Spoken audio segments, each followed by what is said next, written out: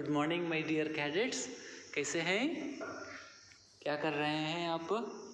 पिछले वीडियोस में बस की यात्रा पार्ट 1 के बारे में, पार्ट 2 के बारे में मैंने समझाया। अभी हम पार्ट 3 के बारे में समझेंगे, ठीक है? पार्ट 3 भाग 3 के बारे में आज इस वीडियो में मैं आपको समझाता हूँ। समझाने से पहले मैं आपको यह बताना चाहता हूँ कि मई 3 तारीख से first monthly test will be held. Your first monthly test 20 marks के लिए फर्स्ट मंथली टेस्ट होगा 8th class A section, B section और सी सेक्शन के लिए। कुल कितने अंक होंगे? 20 अंक होंगे, 20 मार्क्स मंथली टेस्ट। ओके, इसमें मैंने 16 प्रश्न दिया। How many questions I give? 16 questions I give. So 1 to एक प्रश्न के लिए शब्दार्थ मैंने दिया, 5 शब्द मैंने दिया, उनके अर्थ जो है आपको लिखना है। 5 शब्दार्थ के लिए 5 मार्क्स है और 15 प्रश्न दिया, 15 प्रश्न के लिए 15 मार्क्स है। एक एक प्रश्न के लिए एक एक मार्क है। शब्दार्थ 5 शब्दार्थों को दिया, 5 शब्दार्थों के लिए 5 मार्क्स है। 15 + 5 50, 20, 15 + 5 20 मार्क्स हो गया है। और एक बार बता रहा हूँ, एग्ज़ाम का ड्यूरेशन जो है 45 मिनट्स है, 8:15 to 9 o'clock। 4 तारीख को हमारी एग्ज़ाम है Hindi 8th A, 8th B और 8th C के लिए। ड्यूरेशन 45 मिनट्स है, 8:15 से 9 o'clock तक है। टोटल मार्क्स कितने हैं? 20 मार्क्स के लिए है क्वेश्चन पेपर। ओके, और मैंने कैसा दिया था पैटर्न बताऊं? पैटर्न सुनिए। शब्दार्थ के लिए मैंने 5 मार्क्स दिया। For meanings 5 marks. 5 मार्क्स के लिए मीनिंग्स आपको लिखना है। 5 वर्ड्स आर देयर 5 मार्क्स के लिए। और 15 मार्क्स, 15 प्रश्न दिया, एक एक क्वेश्चन के लिए एक एक मार्क है। संक्षिप्त में लिखना है, एक ही लाइन में लिखना, एक ही वाक्य में लिखना, ज़्यादा लिखने की ज़रूरत नहीं है।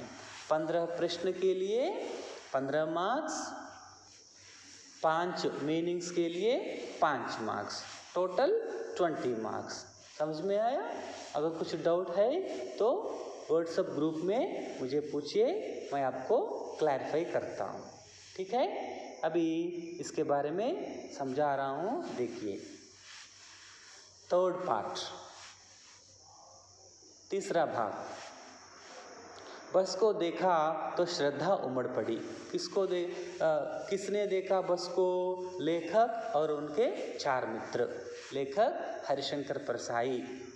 तो देखा तो श्रद्धा, भक्ति भाव जो है आ गया है। खूब वयोवृद्ध थी, बहुत पुरानी बस है, बहुत पुरानी बस। वयोवृद्ध, वयोवृद्धा,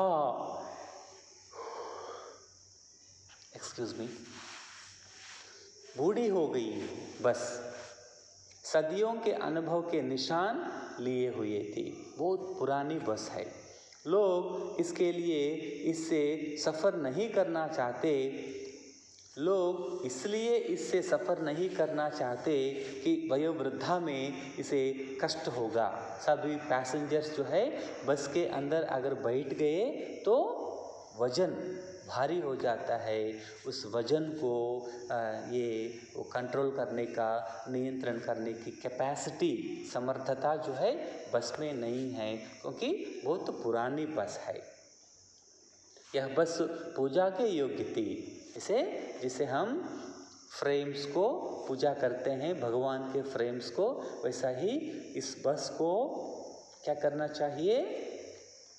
पूजा करनी चाहिए। इसका मतलब एक एग्जीबिशन पीस की तरह। एग्जीबिशन में कुछ बहुत सारे लगाते हैं, वैसा ही इस बस को भी एग्जीबिशन में शोकेस की पीस की तरह, एग्जीबिशन पीस की तरह रखना चाहिए। इसलिए पूजा योग्य है, पूजा करने का लायक है बस। उस पर सवार कैसे हुआ जा सकता है? In this bad condition and situation हम उस बस पर कैसे चढ़ सकते हैं? मीनिंग्स देखिए, श्रद्धा, किसी के प्रति आदर, सम्मान और प्यार का प्रकट करना, किसी के प्रति आदर प्रकट करना, सम्मान प्रकट करना या प्यार का भाव दिखाना। उमड़ना, जमा होना, वयोवृद्ध, बूढ़ी या पुरानी, एक्सक्यूज मी। निशान, निशान का मतलब क्या है? चिन्ह। वृद्धावस्था, वृद्धावस्था का मतलब क्या है? बुढ़ापा। कष्ट, कष्ट का मतलब क्या है? परेशानी। सवार, सवार का मतलब चढ़ाव, बहुत सारे सवार चढ़ते हैं ना, वैसा है। जिस बस से लेखक को जाना था वह बस बहुत पुरानी थी, वह बहुत सालों से चल रही थी। लोग उसके द्वारा अपनी अनेक यात्राएं पूरी कर चुके थे। इस बस को देखने से यह अनुभव हो रहा था कि इस बस ने बहुत सारी यात्राएं की है, बहुत सारे लोगों को उनकी मंजिल पर पहुंचाया है। उसके निशान इस बस पर साफ दिखाई दे रहे थे। उसके शीशे, खिड़कियां और पूरी बॉडी टूट चुकी थी। कोई भी चीज़ सही ठिकाने पर नहीं थी। घसता चलता, घसता हालत हो चुकी थी। उसका इंजन आवाज़ कर रहा था, कर्र कर्र जैसा। तो इसलिए लोग यात्रा नहीं करना चाहते थे, क्योंकि बस बहुत पुरानी हो चुकी थी। उस बस को कुछ परेशानी हो सकती है, क्योंकि वह बहुत पुरानी हो चुकी है, वृद्ध हो चुकी है। यह बस पूजा के योग्य थी, क्योंकि इसमें बहुत सारे लोगों को अपनी मंजिल पर पहुंचाया था, क्योंकि इसमें बहुत सारे लोगों को अपनी मंजिल पर पहुंचाया था, बहुत ज़्यादा सफ़र तय किया था। इसलिए यह बस पूजा के योग्य नहीं थी। एक बूढ़ी और पुरानी बस के ऊपर सवार होने का कैसे सोचा जा सकता है, जबकि यह तो उसके आराम करने का समय है।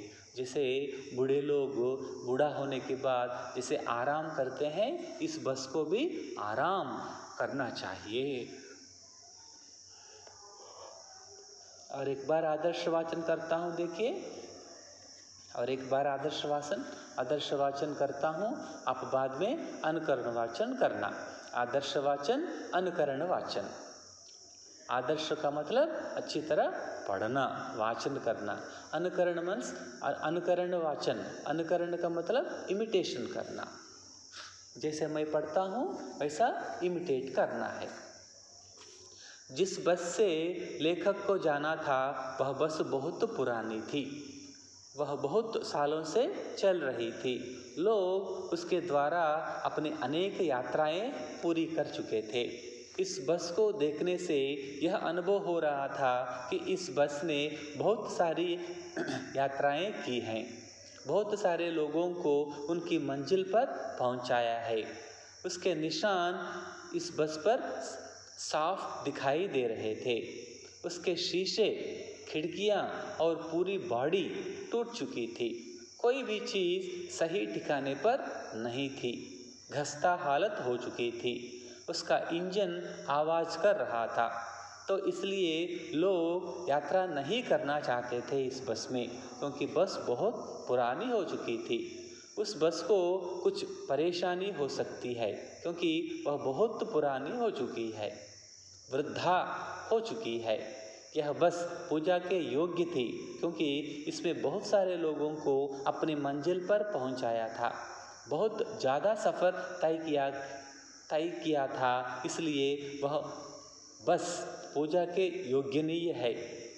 एक बूढ़ी और पुरानी बस के ऊपर सवार होने का कैसे सोचा जा सकता है, जबकि यह तो उसके आराम करने का समय है। ठीक है, नेक्स्ट। बस कंपनी के एक हिस्सेदार भी उसी बस से जा रहे थे। हमने उससे पूछा, यह बस चलती भी है? वह बोले, चलती क्यों नहीं जी, चलती क्यों नहीं है जी, अभी चलेगी। हमने कहा, वही तो हम देखना चाहते हैं। अपने आप चलती है यह? हाँ जी, और कैसे चलेगी? गजब हो गया, ऐसी बस अपने आप चलती है। इसका मतलब बस की हालत को देखकर सब लोगों को आश्चर्य हो रहा है, यह चलती है या नहीं बस। तो कंपनी के एक हिस्सेदार, कंपनी का मालिक, कंपनी वाले ने कहा, एक्सक्यूज मी, क्यों नहीं चलती? बिल्कुल चलती है बस, आराम है, कोई प्रॉब्लम नहीं है, हम आपको लेके जाएंगे। हाँ, हिस्सेदार का मतलब क्या है? साझेदार, साझा, पार्टनर। साझेदार को पार्टनर कहते हैं, अंग्रेजी में पार्टनर कहते हैं। गजब हो गया, गजब का मतलब आश्चर्य हो गया है। जब बस से लेखक अपनी यात्रा कर रहे थे और ये जिस कंपनी की बस थी उसके जो हिस्सेदार थे वे भी इसमें यात्रा कर रहे थे। लेखक और उनके 4 मित्रों के साथ कंपनी का हिस्सेदार, पार्टनर भी यात्रा कर रहा था।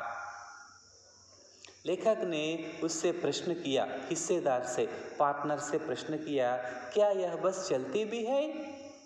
हिस्सेदार ने, पार्टनर ने उत्तर दिया कि चलती क्यों नहीं है जी, अभी चलेगी, देखिए अब देखते देखते बस चली जाएगी।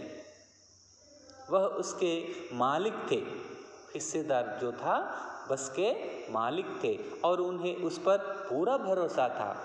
लेखक और उनके मित्रों ने कहा, वही तो हम देखना चाहते हैं। आप बोल रहे हैं ना चलती है, तो वही तो हम देखना चाहते हैं कि बस कैसे चलेगी। अपने आप चलती है क्या? वह अपने आप चलती है या पीछे जाकर उसको धकेलना पड़ता है, उसको पुश करना पड़ता है, कैसे चलती है? हिस्सेदार ने, पार्टनर ने, मालिक ने लेखक की बात पर आश्चर्य किया और लेखक ने उनकी बात पर आश्चर्य जताया क्योंकि उन्हें विश्वास ही नहीं हो रहा था, इतनी पुरानी बस भी चलती है, इतनी पुरानी बस भी चलती है। इसलिए वह पुनः कहते हैं, ऐसी बस अपने आप चलती है या ये तो कमाल हो जाता है, ये कमाल की बात है, ऐसी बस जो है कभी चल नहीं सकती। लेखक उनके 4 मित्रों का ये कहना था। हम आगा पीछा करने लगे। डॉक्टर मित्र ने कहा, डरो मत, चलो, बस अनुभवी है, नई नवेली बसों से ज़्यादा विश्वसनीय है, हमें बेटों की तरह प्यार से गोद में लेकर चलेगी। विश्वसनीय, भरोसे वाली। विश्वसनीय का क्या मतलब है? भरोसे वाली। लेखक और उनके मित्रों के मन में विचार था कि जाए या ना जाए, बस में चले या ना चले। उनमें से एक डॉक्टर मित्र भी था, उन्होंने भरोसा और बढ़ाया। डॉक्टर मित्र ने भरोसा, विश्वास और बढ़ाया, विश्वास जताया कि डरने की कोई बात नहीं है, चलते हैं, इस बस में हम जर्नी करेंगे। बस ने बहुत सारे लोगों अपनी मंजिल पर पहुंचाया है।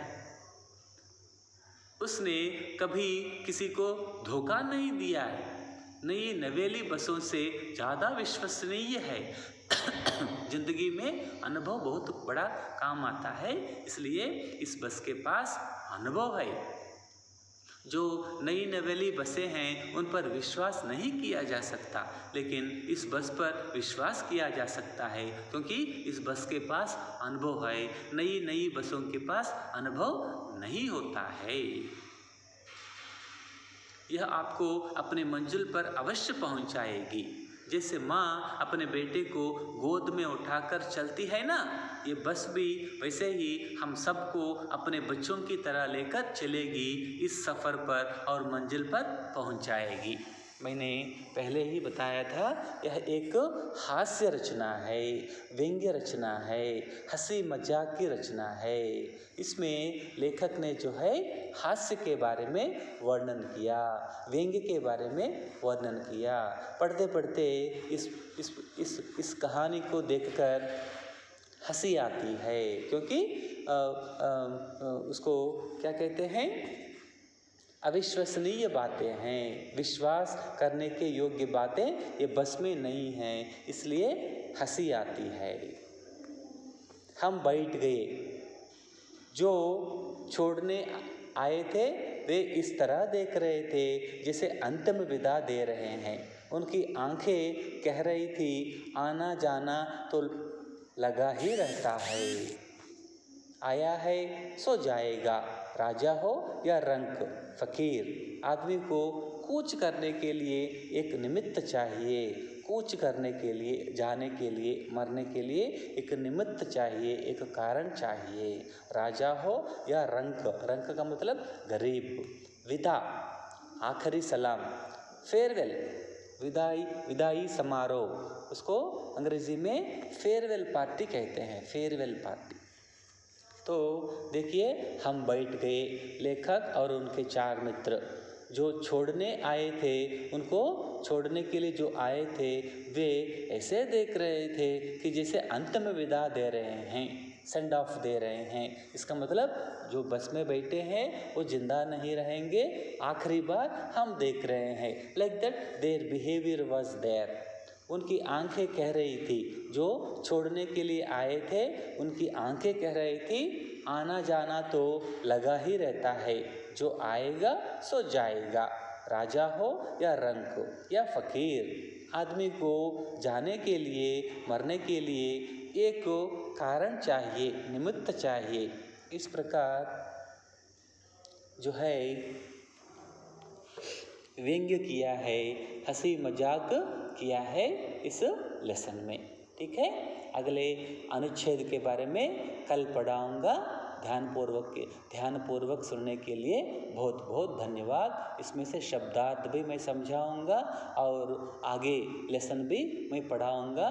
मैं और एक बार याद कर रहा हूँ, 4 तारीख को हमारी हिंदी एग्ज़ाम है, 8th class A section, B section और सी सेक्शन का 20 अंक के लिए। फर्स्ट चैप्टर ध्वनि कविता, सेकंड चैप्टर लाख की चूड़ियाँ और थर्ड चैप्टर बस की यात्रा। ये पढ़िए। प्रश्न 15 मार्क्स के लिए प्रश्न दिया और 5 मार्क्स के लिए शब्दार्थ दिया। शब्दार्थ भी पढ़िए और प्रश्न और उत्तर भी पढ़िए। ठीक है, ध्यानपूर्वक सुनने के लिए बहुत बहुत धन्यवाद। जय हिंद।